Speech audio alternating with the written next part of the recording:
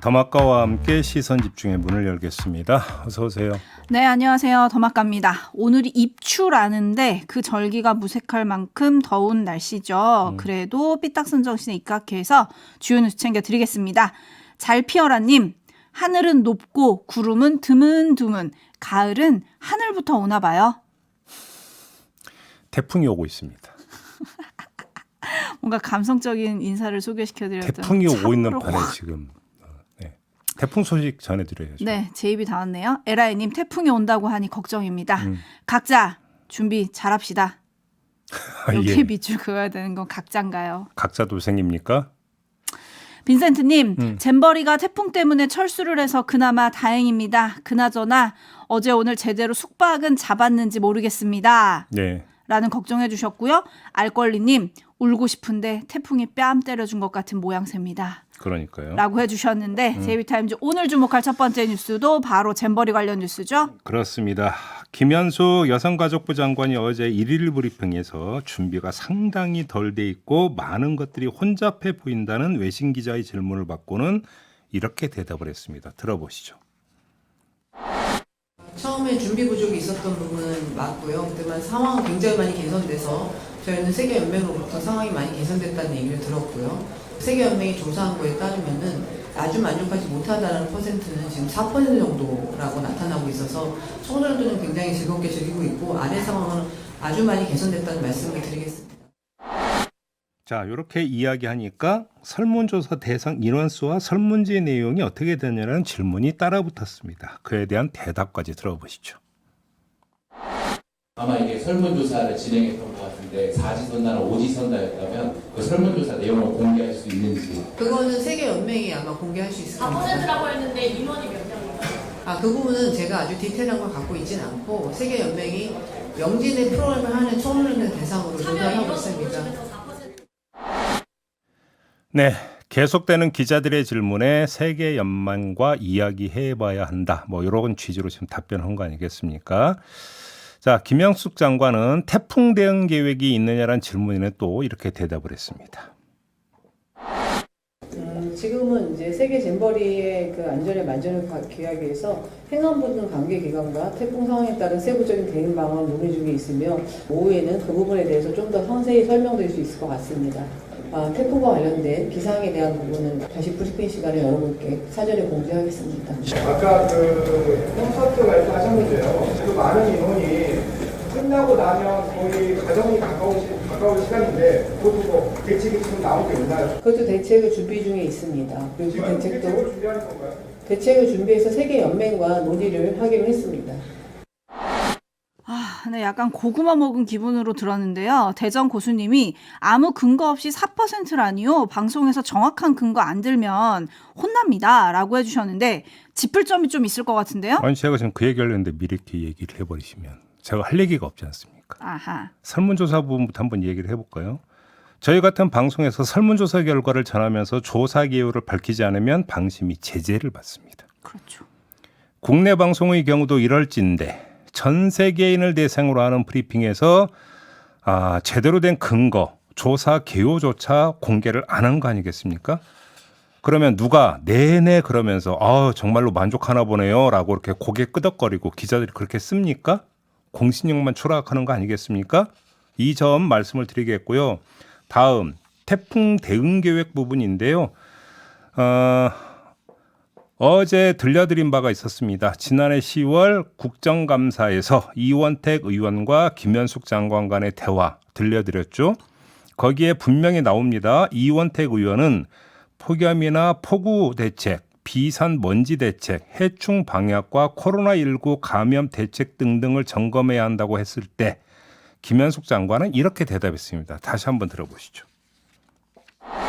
그거는 제가 꼭 책임지고 잘 이관되도록 하겠습니다. 저희가 태풍 폭염에 대한 대책도 다 세워놔서 의원님께 보고 드리도록 하겠습니다. 작년 10월에 분명히 태풍 대책 다 세워놨다고 했잖아요. 근데 어제 브리핑에서 뭐라고 했습니까? 준비 중이라고 계속 이야기하잖아요. 네. 그럼 이거 도대체 어떻게 되는 얘기입니까? 그리고 아무튼 준비 끝에 나온 대책이라는 게 이제 조기 철수 아니겠습니까? 이건 태풍 때문에 어쩔 수 없는 결정이었다. 뭐 그렇게 이해를 한다고 치더라도 과정을 보면은 납득이 되십니까? 납득이 안 되는 거 아니겠습니까?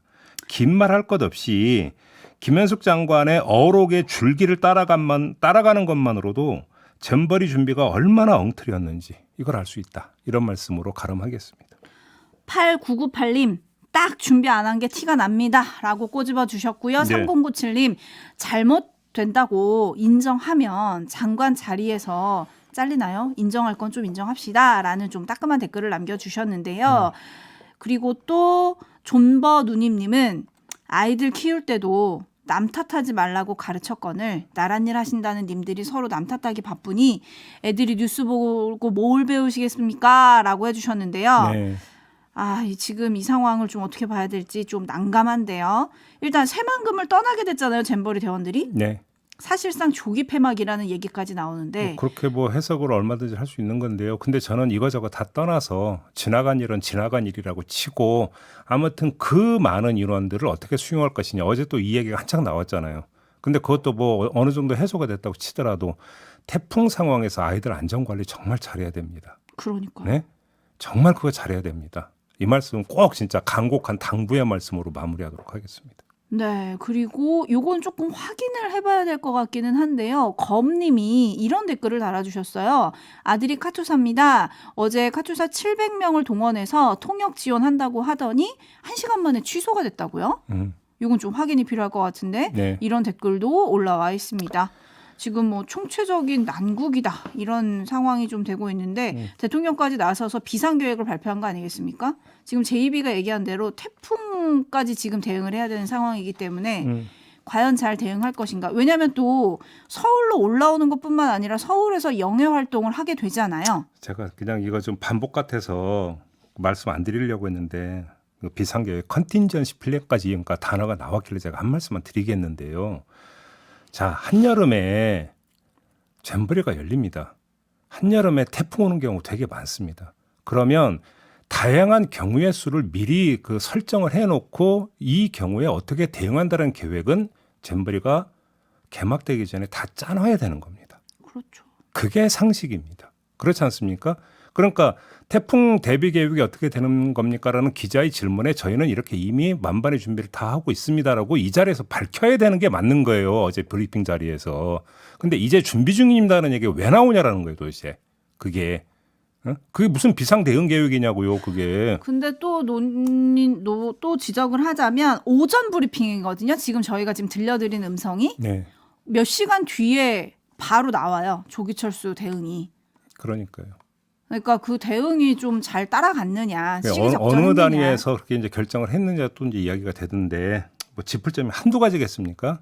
근데 이거저거 다 떠나서 다시 한번 말씀을 드리는데요. 앞으로라도 잘해야 된다. 아이들 안전관리 정말 신경 많이 써주라 이런 말씀 꼭 드리겠습니다. 네, 관련 내용은 잠시 후 2부와 3부에서도 계속 짚어보도록 하겠습니다. 시선 집중해 주시고요.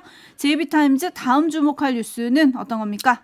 일본 요미우리와 아사히 신문이 후쿠시마 오염수를 이달 말 방류할 것이라고 보도를 했습니다. 교도통신도 8월 하순에서 9월 전반 사이에 오염수를 방류하는 쪽으로 검토도 하고 있다. 이렇게 보도를 했는데요.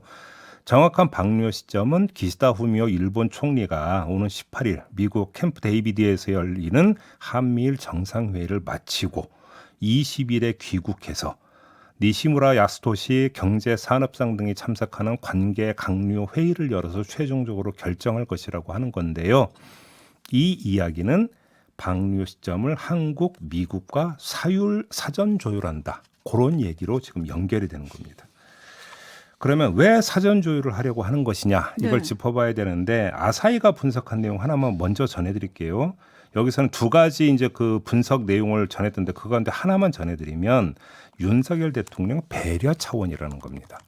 아사히 분석이 그렇습니다. 무슨 배려냐?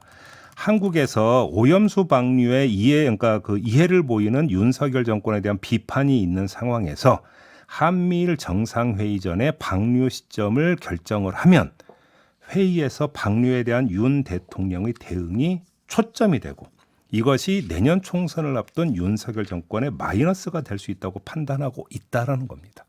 그래서 윤석열 대통령 배려 차원에서 한미일 정상회의에서 이 이야기를 한 다음에 방류 시점을 최종 결정하는 이런 어떤 절차를 밟으려고 한다라고 하는 게 아사히 신문의 분석 내용인데요.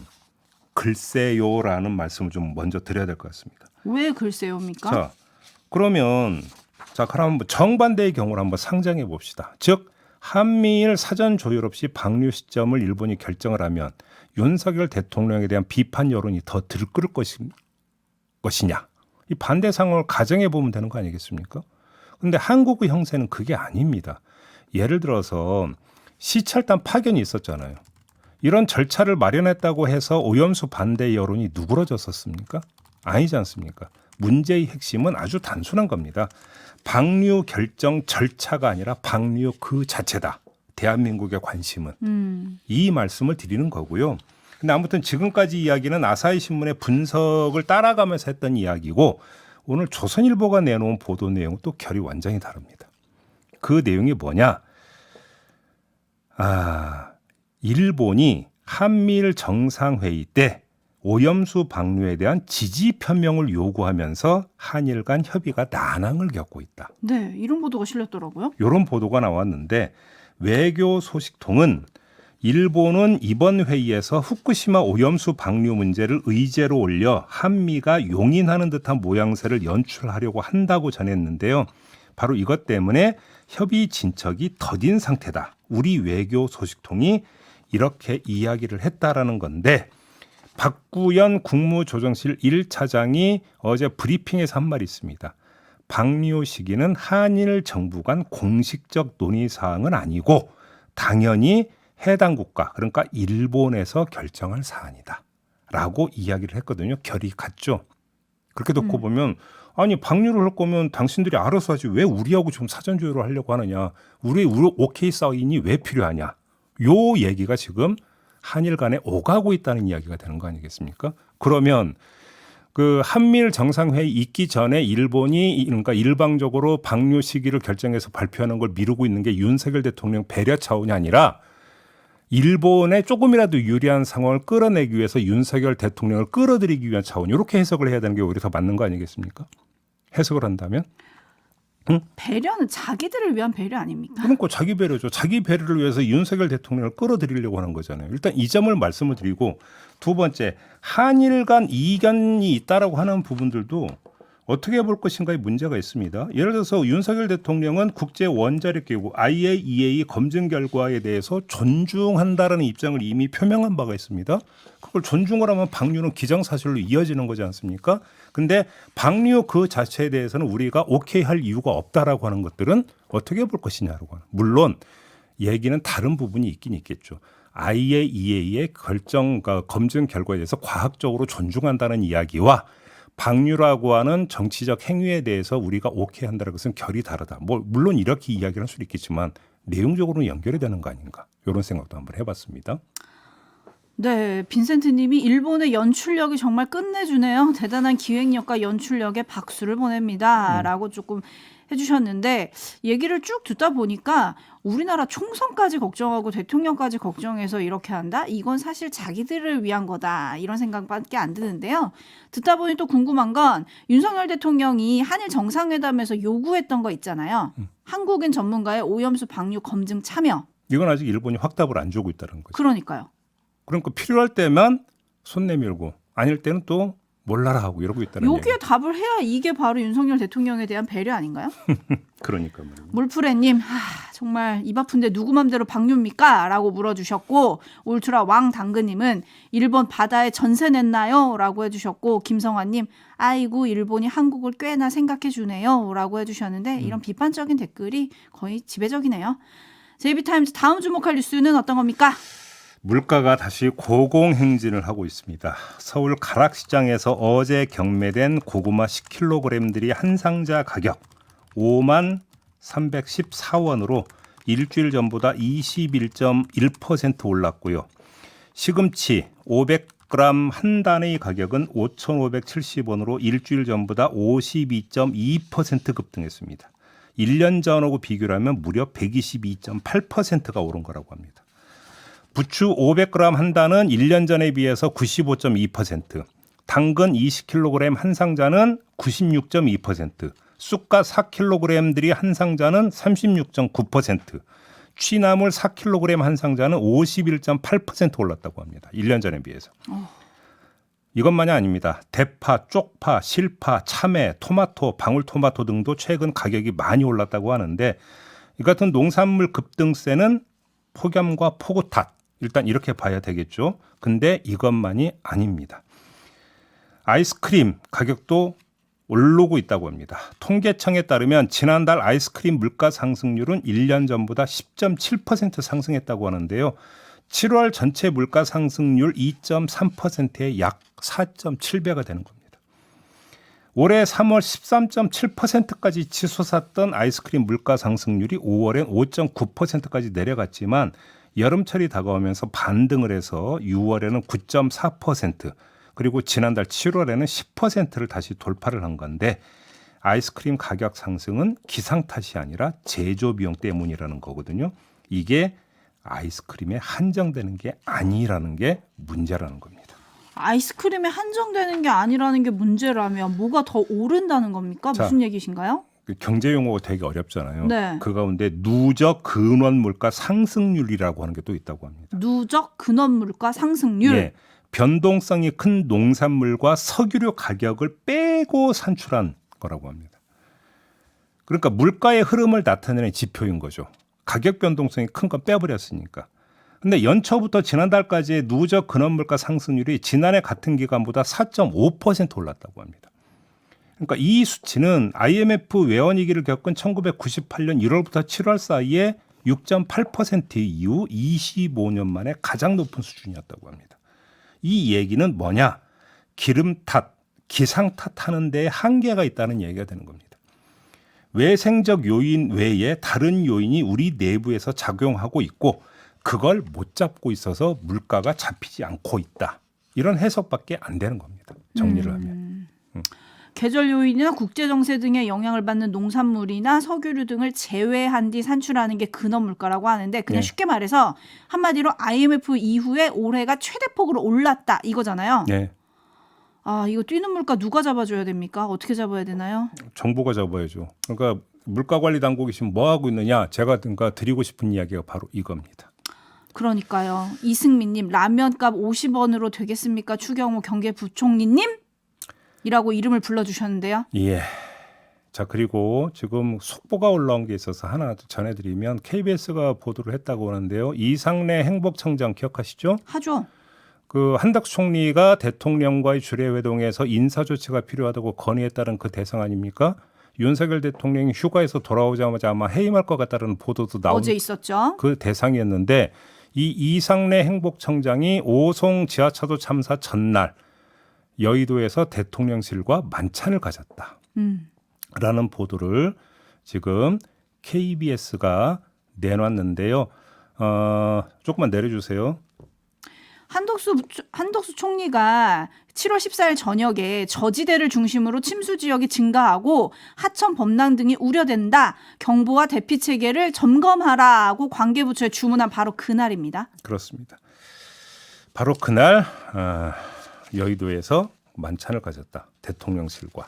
네. 이걸 어떻게 이해를 해야 되는 걸까요? 그러면 이런 상태에서 이상래 행복청장을 경질을 한다? 해임을 한다? 그러면 이건 또 어떻게 해석을 해야 되는 겁니까? 네? 그러니까 준비 태세가 부실했고 결과적으로 참사를 빚었다. 이게 해임 사유가 되는 거잖아요. 그러면 준비 태세가 부실했던 그 원인 가운데 그 전날의 만찬은 포함이 되는 겁니까? 안 되는 겁니까? 네? 대통령실이라고 제가 말씀을 드렸는데 더 구체적으로는 국토교통비서관실이라고 하는데. 내년도 예산안 협의를 위해. 그렇죠. 요거에 대한 어떤 대통령실의 설명이 좀 있어야 될 것 같습니다. 어떻게 대답하는지는 좀 기다려봐야 되지 않겠습니까? 아무튼 KBS가 오늘 아침에 이런 보도를 내놨다라는 소식 마저 전해드리면서 JB타임스 끝내도록 하겠습니다. 더마카 수고하셨습니다. 고맙습니다.